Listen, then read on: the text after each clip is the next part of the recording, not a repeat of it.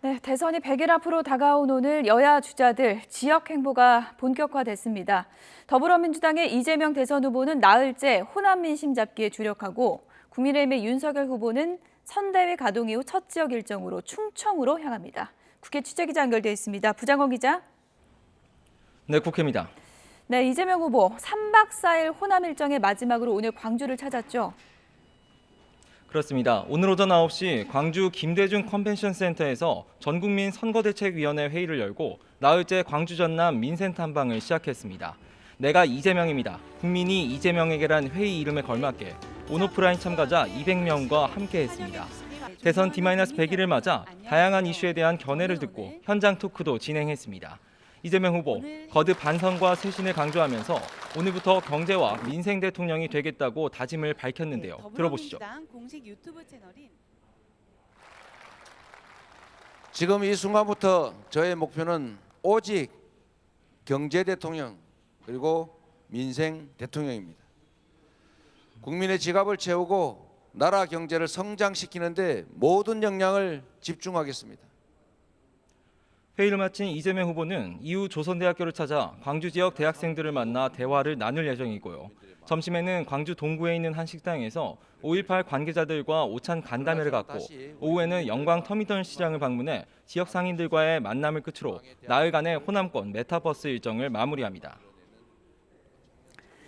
네, 윤석열 후보 일정도 좀 알아보죠. 선대위 체제 가동 이후에 처음 지역 일정에 나서죠. 네, 오늘부터 다음 달 1일까지 2박 3일 일정으로 대선 캐스팅 보트로 꼽히는 충청으로 향합니다. 지난해 총선에서 세종 을지역구에 출마했던 김병준 상임선대위원장이 동행하는데 김종인 없는 선대위 체제가 본격화하는 모습입니다.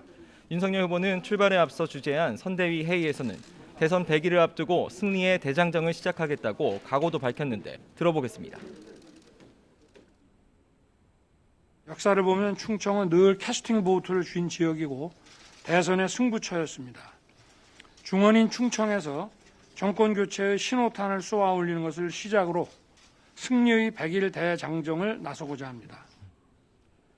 김병준 선대위가 가동했지만 당 안팎의 잡음은 여전합니다. 윤 후보는 오늘 김기현 원내대표와 김도읍 정책위 의장, 홍준표 캠프 좌장이었던 조경태 의원 등 5명을 공동선대위원장으로, 초선인 서일준 의원을 비서실장으로 하는 선대위 추가 인선도 단행했는데요. 공동선대위원장 가운데 이준석 대표가 반대했던 이수정 경기대 교수가 이름을 올렸는데 이 대표 측은 후보의 굳은 임명 의지를 존중했다는 입장이지만 향후 갈등 소지가 될 수 있다는 우려도 나옵니다. 여기에 조국 흑서 저자인 권경애 변호사가 김종인 전 위원장 영입을 반대한 문고리 3인방으로 장제원 의원을 지목하자 장 의원은 증거도 없이 막후에서 인사를 좌지우지하는 사람으로 몰아간 데 대해 법적 대응도 불사하겠다고 공개 반발하는 일도 있었는데요. 이에 권성동 사무총장은 YTN 취재진과 만나 김 전 위원장 영입에 반대한 적도 없을 뿐더러 장 의원은 인사를 좌지우지한 적도 결코 없다면서 권경애 변호사에게도 이 같은 내용을 전화로 충분히 설명했다고 전했습니다. 네, 대선 100일을 맞아 다른 후보들의 움직임도 분주하죠.